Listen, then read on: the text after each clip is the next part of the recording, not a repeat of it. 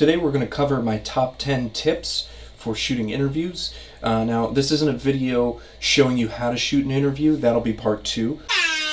Really this video is for people who know how to shoot an interview already and want to take it to the next level. Or maybe you're already at that next level and some of this information is going to range from been there to done that.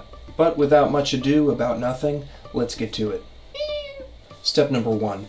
Set up your camera before anything else. It's a really simple step, but it's also easy to forget. Use the viewfinder to find your view, and then view your find. We're starting slow, but these are going to pick up pretty soon. Step number 2. Know what kind of interview you're going in before you shoot.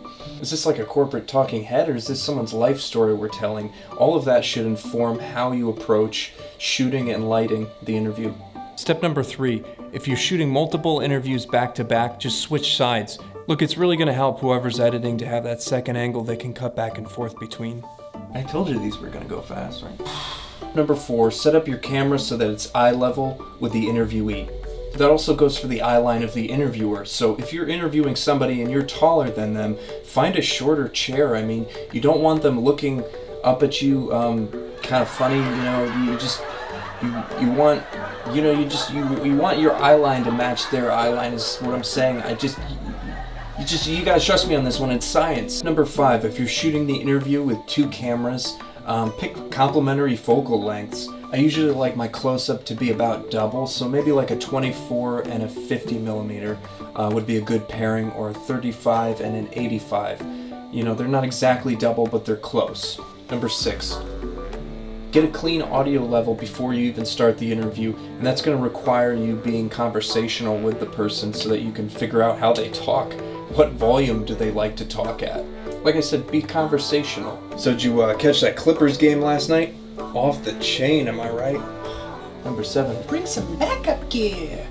Because one of these days, that audio device that your mom bought you back in high school so that you could come home and record your song ideas that have been rolling around in your head all day, so that you could record them and then you could go back to doing your homework without worrying about those song ideas being forgotten when you get to them later on after you finish your homework. That you're going to bring it on a shoot one of these days, and it's going to save your goose before it gets cooked. Thanks, Mom. Number 8, rim light. Should be obvious, right?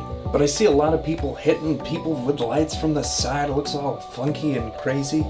Ideally, I like it just above the head, kind of nicely hitting the top of the hair and some of the shoulder, give it a nice 3-dimensional outline.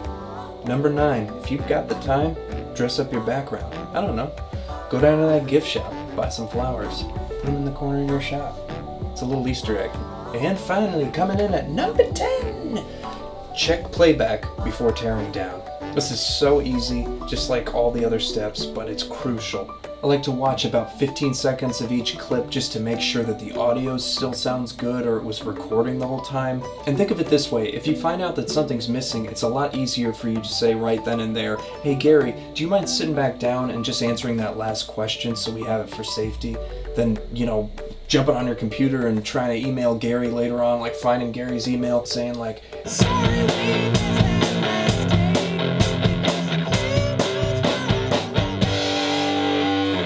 I really gotta head out.